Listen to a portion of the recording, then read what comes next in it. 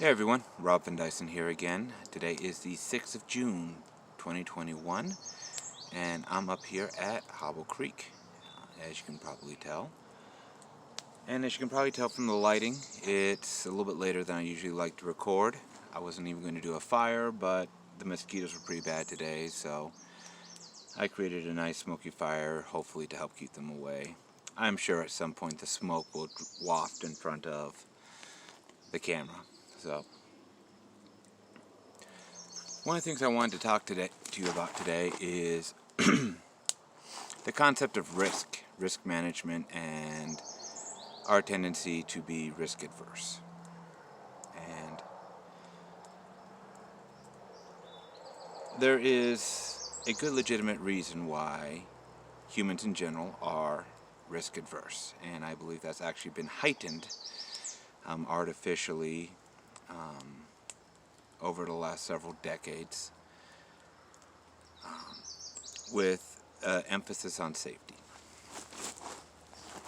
Now, don't get me wrong, safety is a good thing. You know, it's kind of hard to achieve your goals if you die or are seriously injured before you can get there. Especially if, what kills you is something that could easily have been mitigated or prevented. But here is the truth. A lot of things that we think of as safe aren't really that safe. They give an appearance of safety. Society would call those safe. But they really aren't that safe. Perfect example. A good job, a good safe job. Let's be honest, that is a myth. I've had good safe jobs where I've been laid off. I've had jobs where I have worked my butt off, and I got fired because of office politics. Essentially, someone else wanted my job and convinced the boss that they would do a better job. Spoiler alert, they didn't. In fact, they were actually caught stealing from the company. In fact, that division got shut down.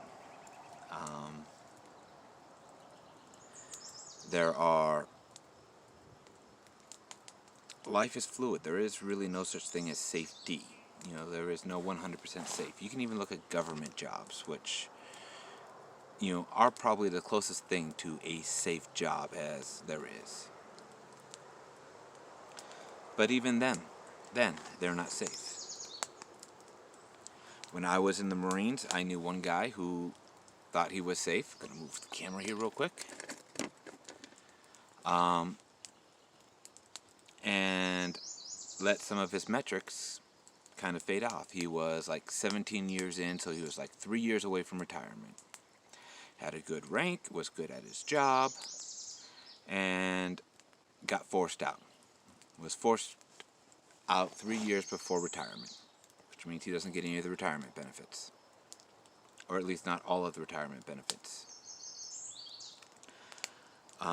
Even in the civilian sector, people get fired. Divisions get closed, or politics happen and you get forced out. So, but that being said, there are things you can do to make yourself more safe. And the nice thing about a job is when I got laid off, when I got fired, when all this other stuff happened to me with other jobs, I was able to go out and get another job, usually relatively quickly. So there's safe, I guess, because under the employee mindset, I can always go get another job. I don't like the job I'm in, I can go get another job. I lose the job, I can go get another job. Provided that you actually can survive. And then there's unemployment insurance and other things, but I've had some bad experiences with that. That's a story for another time. But here is the truth.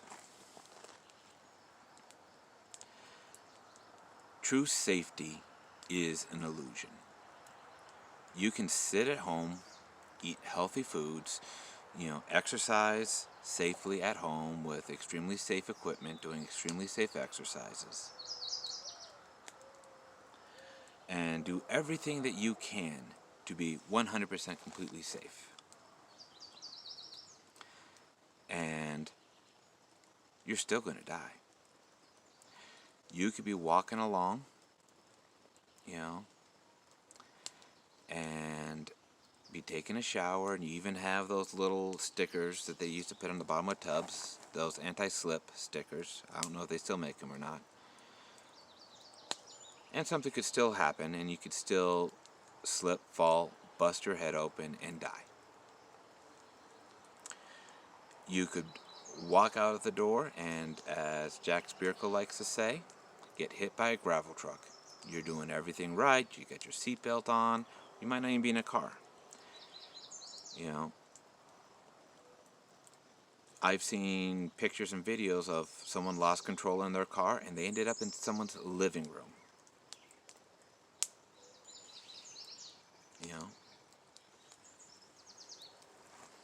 So there's that extreme. On the other hand, you have complete reckless abandon, where you are, your risk tolerance is stupidly high, and you'll go out and you'll get an idea, you'll go out, you'll do it, you'll put everything behind it, and not even think about the consequences, not even think about ways to make it safe. I believe the kids today, or the internet, refers to that as going full send. I'm going to do what I'm going to do, and deal with the consequences later.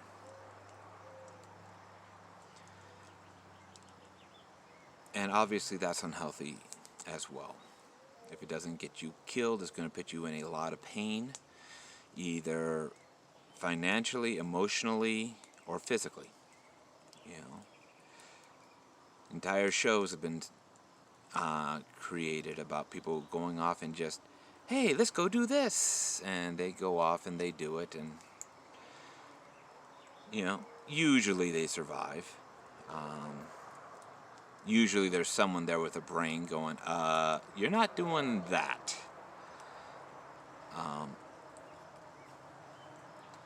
But there are people who don't have that support network because they're not on network TV or whatever, and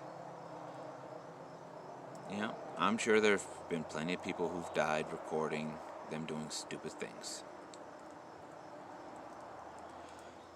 So really what it comes down to is balance.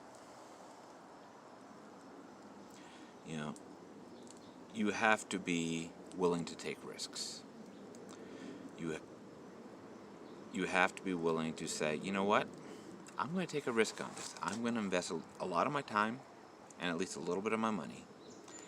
And I'm going to try and do this thing that's going to help me achieve my goals, whatever they are. If you want to be successful, don't think that Bill Gates was taking a risk when he created Microsoft? Do you think that Steve Jobs and his partner weren't taking a huge risk when they decided to go all in on Apple?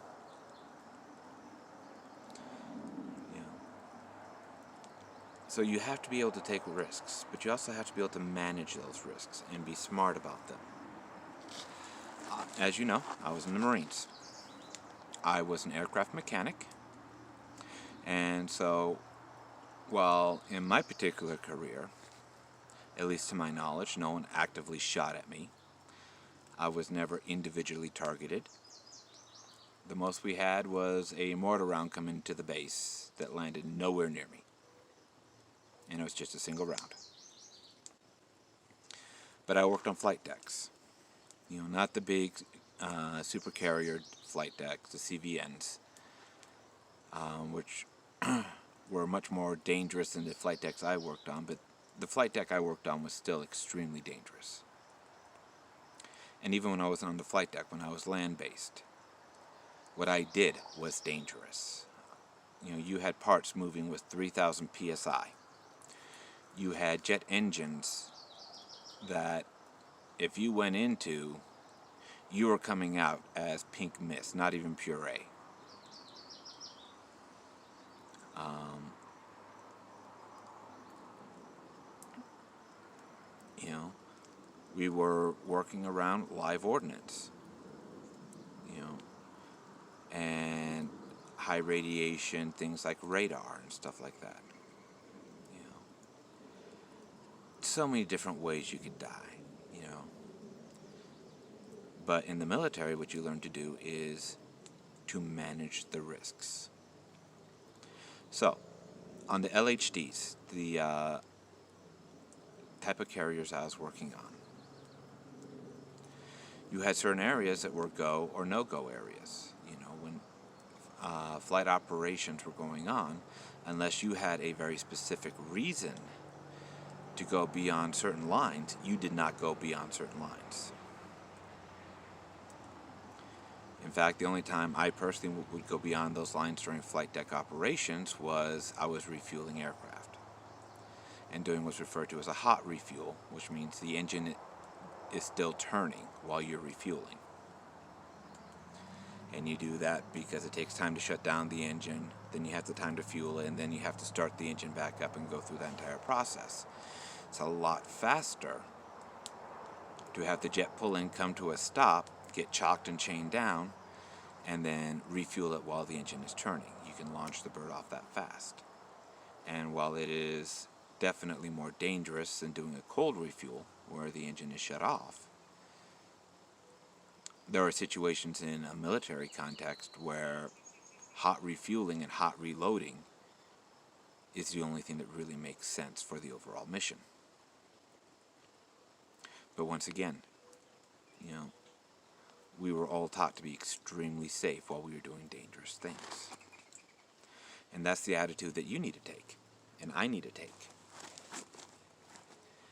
is, okay, I understand that what I'm going to do is going to be a risk, whatever it is. You can have let's say a bucket list item of going parachuting, skydiving. Now, you can go with a discount skydiver and they'll pack the chute for you, and they have some guy who's probably not making much over minimum wage packing your chute, and you just go off and you just jump. I highly doubt those places actually exist here in the US, but I'm sure you could find them somewhere in the world. Or you can buy a chute and go to a certain place in the world where they don't have regulations and say, I want to jump out of your aircraft. Here's some money. Okay, I'll let you jump out of my aircraft. And if you don't know what you're doing, you're going to end up as a smear on the ground. But there are ways to skydive safely. Never been a particular interest of mine, so I don't know too much about it. But I do know that you go through courses, and the first couple of times you tandem jump, where you have where you're strapped to an experienced skydiver.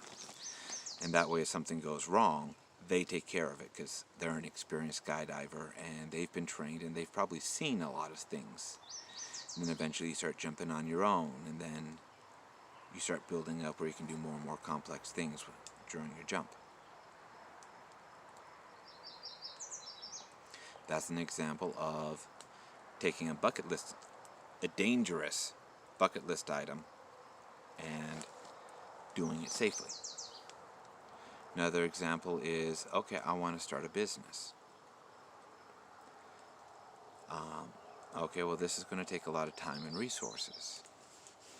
Well, you can go and mortgage your house and drain all your savings accounts and go and do it. And sometimes that's the right answer.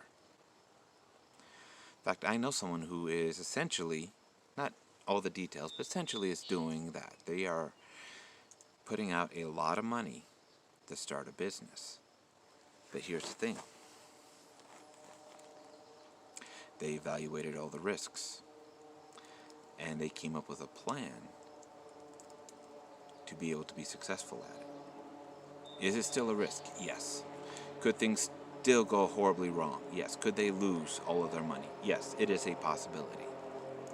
In this particular case, I don't think it's going to happen. I personally believe that they're going to be very successful. But they were smart about the risk they took. Another way, depending upon what business you're going to go into, is, okay, let's just try and start real small. Let's start this off as a side project. I'm going to keep my main job. That's essentially what I'm doing. I'm keeping my main job. I'm working, and I'm trying to make sure that the quality of my work is good. So that I'm not burning that bridge. And I can walk off of it whenever I want. And I don't have to jump off of it because it's on fire. And I'm slowly starting to do things. Things like these vlogs. This vlog, overall, I might have $30 into. If that. Yeah, about $30. This tripod was about $30. I already had the phone. The light I'm using, I already have. The microphone I'm using is the Bluetooth, which I use every day. I'm putting this up for free on YouTube. And, doing all of that. I can wait for this to build. And in fact, it's probably a good thing for it to take some time for this to build because I'm getting better. Before I started this channel, I've had almost no experience with video.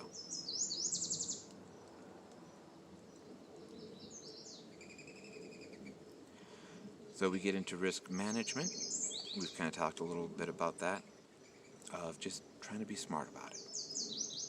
You're going to need to take risks.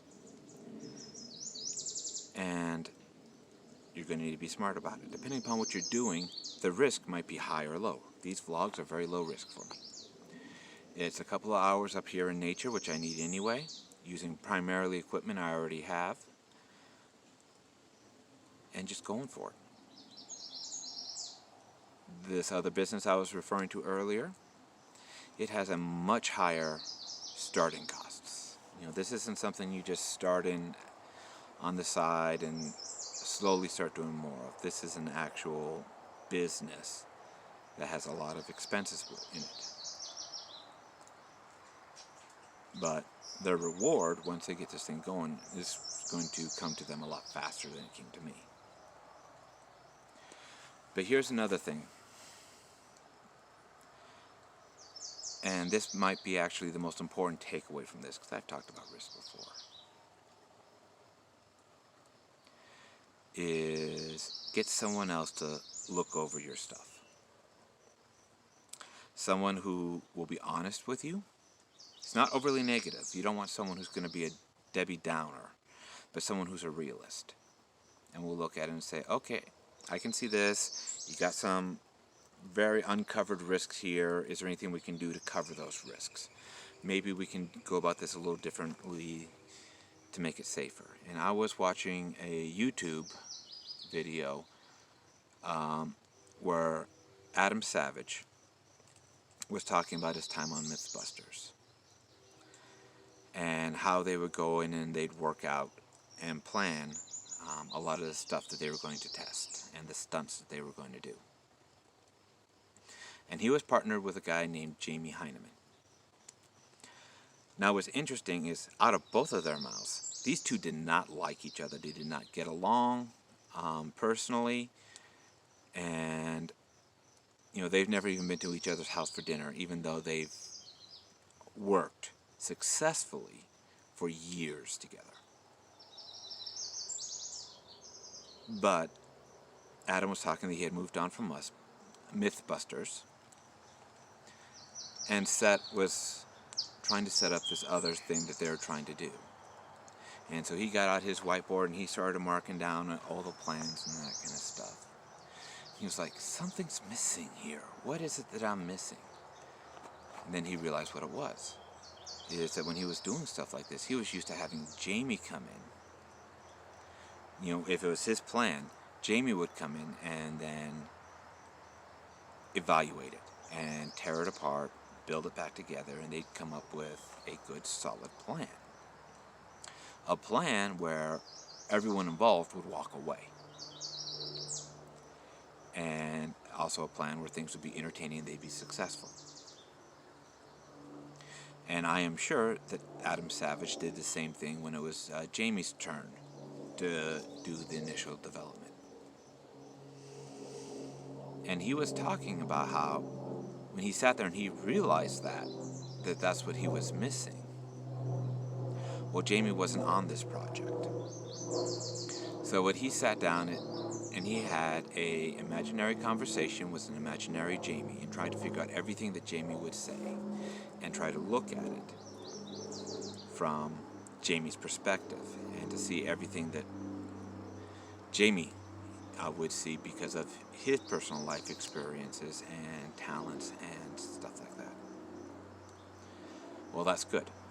And if necessary, that's what you need to do. Kind of step back, put on a different hat, and say, okay, let's look at this as if I am not myself, if I am someone else evaluating this. What are the risks? What are the flaws? What can I do better? I personally am fortunate that I have my wife. Now, I am very risk tolerant. Not quite Jackass level, the TV show, and then the movies and that kind of stuff. But, you know, I'm almost to the point where I'll jump off a cliff and build my wings on the way down. My wife, on the other hand, while not completely risk adverse, you know, likes to have plans, likes to figure things out, and is much more risk adverse than I am. And the great thing about it is, you know, I go, like, I'm going to jump off the cliff and build with, you know, feathers, wax, and some wood. And she goes, whoa, whoa, whoa, whoa, whoa. Let's think about this. And I'm like, okay, well, we're under a time crunch or whatever. And she's like, yeah, but you could at least assemble some of it before. You can at least jump off of a cliff maybe with some water at the bottom. Or, yeah, that's not a cliff you want to jump off of. And that's not a reason you want to jump off that cliff. And so she actually kind of checks me and keeps me from doing stupid things. Or at least things that don't need to be as stupid as the way I was going to do them. And I believe, you'll have to ask her for her opinion on this, but I believe I help her because, you know, sometimes you just need to jump. And she's like, okay, he's going to jump one way or the other. I'm going to go with him. So I'm going to develop more of these, you know, build your wings on the way down, or the more of the faith and the take things as they come attitude. And so you have us, and this is true of us on a lot of things. We kind of tend to be extremes, maybe not extremes, but more towards the extremes on a lot of different things. But in this case, I'm really talking about risks. And we kind of move each other towards the middle, where she'll take chances because she knows I have her full support. And if things go sideways, I will do everything in my power to catch her. And I become a little less reckless. And I start thinking about what I'm going to do. And that's really important because, you know, when it was just me, when I was a bachelor, I've slept in my vehicle. I've not ever quite been homeless, but pretty damn close.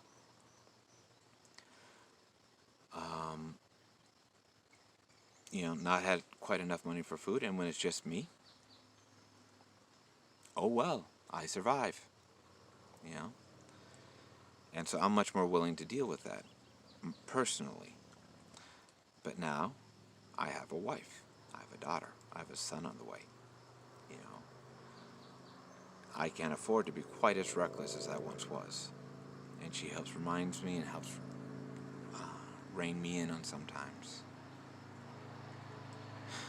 So this is more of a rambling video, and I apologize for that. But it is something that I really kind of want you to think about. And hopefully I did give you some tools and